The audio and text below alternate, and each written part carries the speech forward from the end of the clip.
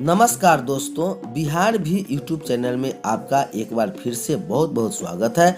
आपने अभी तक इस चैनल को सब्सक्राइब नहीं किए हैं तो लाल रंग का बटन दबाकर चैनल को सब्सक्राइब कर लें और बगल के घंटा बजा दें ताकि इस चैनल पर जो वीडियो अपलोड हो वह सबसे पहले आप तक पहुंचे। हाँ दोस्तों, लाइक करना नहीं भूलेंगे क्योंकि आपके लाइक करने से ही हमारे मेहनत का फल मिलता है। इस वक्त शिक्षा विभाग से बड़ी खबर आ रही है। सबसे पहले हेडलाइन पर ध्यान दें। शिक्षक काउंसलिंग को सचिवालय पहुंची अभ्यर्थी। ITI भाषा परीक्षा की आंसर की जारी। गाइडलाइन से मिले अतिथि शिक्षकों का वेतन।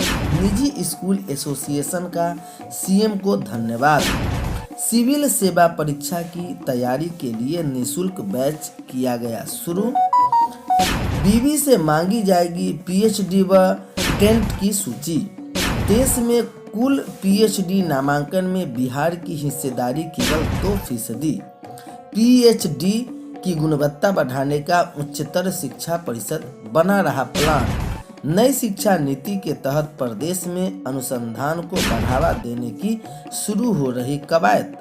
अनुसंधान बढ़ाने को बनाया जा रहा ब्लूप्रिंट। अब समाचार विस्तार से। शिक्षक काउंसलिंग को सचिवालय पहुंची अभ्यर्थी।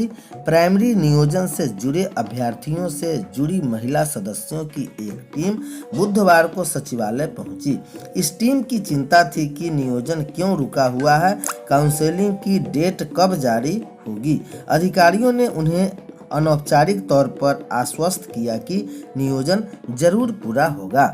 ITI भाषा परीक्षा की आंसर की जारी।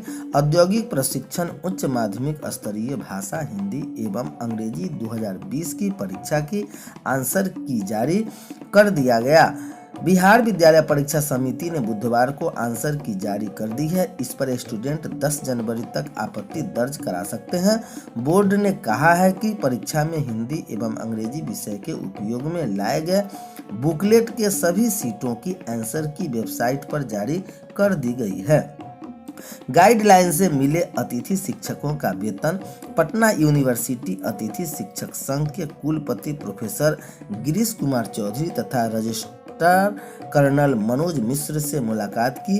इस दौरान अध्यक्ष डॉक्टर विद्यानंद विधाता ने UGC की अनुसार अतिथि शिक्षकों को वेतन देने की मांग की है। निजी स्कूल एसोसिएशन का CM को धन्यवाद। राज्य सरकार ने मार्च 2020 से मार्च 2021 तक के बिहार के सभी व्यावसायिक वाहनों के कर को माफ करने की घोषणा की है। साथ ही किसी विद्यालय ने कर भरा तो उसे उतने रकम की कर में छूट आगे समायोजन के तौर पर दी जाएगी। इस फैसले के बाद एसोसिएशन के राष्ट्रीय अध्यक्ष सैयद समाइल अहमद ने राज्य सरकार और मुख्यमंत्री नीतीश कुमार को धन्यवाद दिया है। सिविल सेवा परीक्षा की तैयारी के लिए निःशुल्क बैच किया गया शुरू। UPSC की तैयारी करने वाले स्टूडेंट अक्सर पूछते हैं कि इसमें सफलता प्राप्त करने के लिए कितने समय पढ़ाई करनी चाहिए। ऐसा स्टूडेंट को 12 महीने तक रोजाना 12 घंटे की पढ़ाई करने की ज़रूरत है। ये बातें बुधवार को PU के कुलपति प्रोफेसर रास बिहारी प्रसाद सिंह ने कंकड़बाग स्थित अभियान 40 IAS निःशुल्क कक्षाएं की ओर से आयोजित सेमिनार में कही। सिविल सेवा के निःशुल्क बैच का शुभारंभ सह सिविल सेवा की तैयारी कैसे करें विषय पर आयोजित सेमिनार में डॉक्टर सिंह ने कहा कि किसी विद्वान ने सही ही कहा है कि सपनों से ही संभावना की शुरुआत होती है। विज्ञान कहता है कि 7 साल की उम्र में ही बच्चों का दिमाग इतना विकसित हो जाता है कि वह हर परीक्षा पास कर सकता है।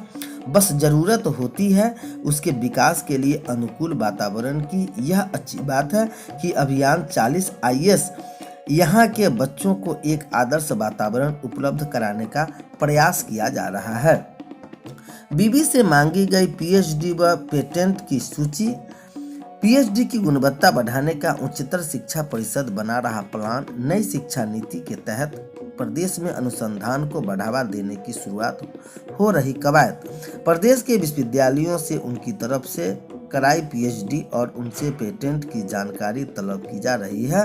राज्य उच्चतर शिक्षा परिषद इस दिशा में जल्दी ही प्रदेश के सभी परंपरागत विश्वविद्यालयों को निर्देश जारी करेगा। आधिकारिक पत्र के जरिए मांगी जाने वाली जानकारी में विश्वविद्यालय से उनके पास मौजूदा इंफ्रास्ट्रक्चर के अलावा विभिन्न विषयों जैसे शिक्षकों, विद्यार्थियों की संख्या, संबद्ध कॉलेजों की संख्या एवं अन्य जानकारियां तलब की जा रही है। अभी तक यह जानकारी राज्य सरकार के पास मौजूद नहीं है। यह समूची जानकारी नई शिक्षा नीति को लागू करने के संदर्भ में मांगी जा रही है। अनुसंधान बढ़ाने को बनाया जा रहा ब्लूप्रिंट। फिलहाल राज्य उच्चतर शिक्षा परिषद इस मामले में बेहतर गंभीर है। परिषद के उपाध्यक्ष प्रोफेसर कामेश्वर झा ने बताया कि राज्य सरकार प्रदेश में अनुसंधान को बढ़ावा देने की दिशा में एक ब्लूप्रिंट बना रही है। इसके तहत काम किया जाएगा। बता दें कि मुख्यमंत्री की मंशा के मुताबिक इस दिशा में अहम कदम उठाए जा रहे हैं। हम प्रदेश के विश्वविद्यालयों को एक पत्र लिखकर अब तक वहां हुई रिसर्च, पीएचडी और पेटेंट आदि की जानकारी भी मांग रहे हैं। जानकारी मिलने के बाद इस दिशा में प्रगति के लिए अपेक्षित कदम उठाए जाएंगे।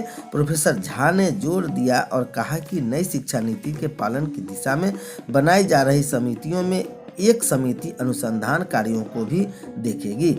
ऐसे अनुसंधान को बढ़ावा दिया जाएगा जो न केवल मौलिक हो बल्कि प्रदेश के विकास में योगदान देने वाले हों। देश में कुल पीएचडी नामांकन में बिहार की हिस्सेदारी केवल 2% है। देश के विभिन्न विश्वविद्यालयों में पीएचडी के कुल नामांकित 1,69,170 अनुसंधानकर्ता में से बिहार में नामांकित अनुसंधान विद्यार्थियों की संख्या 2% से भी कम है, जबकि देश की आबादी में बिहार की हिस्सेदारी करीब 8% है। बिहार में 10 करोड़ की आबादी में वर्तमान में केवल 3362 पीएचडी नामांकित है। पीएचडी के लिए यह नामांकन 2019 तक के है। इनमें महिलाओं का केवल प्रतिशत 33 है, जबकि राष्ट्रीय स्तर पर पीएचडी के लिए नामांकित महिला नामांकन 43% है। पीएचडी नामांकन के लिहाज से बिहार का यह आंकड़ा सोचनीय है। यह देखते हुए कि बिहार की तुलना में आबादी में काफ़ी कम झारखंड जैसे राज्य में पीएचडी की नामांकन बिहार में केवल नाम मात्र के लिए है, कम 2903 ही है। बिहार के सक्षम राज्यों में मसलन मध्य प्रदेश में 4093, उत्तर प्रदेश में 19,119 नामांकन हुए हैं। आबादी के हिसाब से समक्ष राज्य महाराष्ट्र में 8792 पीएचडी नामांकित विद्यार्थी की संख्या बिहार की तुलना में कहीं अधिक है। रेल किराए वापसी नियम में मिली रियायत। कोविड-19 के कारण यात्री हित में रेलवे द्वारा रद्द की गई नियमित ट्रेनों के लिए जारी आरक्षित टिकटों के रिफंड नियमों में एक बार पुनः रियायत प्रदान कर दी गई है। ट्रेन परिचालन की स्थिति होने की घोषणा के पूर्व नियमित ट्रेनों का आरक्षित यात्रा टिकट बुक कराकर चुके यात्रियों की सुविधा के लिए भारतीय रेल द्वारा टिकट वापसी नियमों में रियायत देते हुए यात्रा तिथि से अगले 6 माह तक फुल रिमांड प्राप्त करने की सुविधा प्रदान की गई थी। इसी कड़ी में 21 मार्च से 31 जुलाई तक की यात्रा अवधि वाले आरक्षित टिकट के फुल रिफंड हेतु टिकट वापसी नियमों में रियायत की समय सीमा में 3 माह की वृद्धि की गई है। अब तक पीआरएस काउंटर के मामले में फुल रिफंड नहीं ले पा रहे यात्रियों की सुविधा के लिए फुल रिफंड के लिए टिकट वापसी नियम में रियायत की समय सीमा यात्रा तिथि से पूर्व के 6 माह से बढ़ाकर 9 माह कर दी गई है। ई टिकट के मामले में स्वतः रिफंड की व्यवस्था है। पीआरएस काउंटर द्वारा जारी आरक्षित टिकट को 139 के माध्यम से अथवा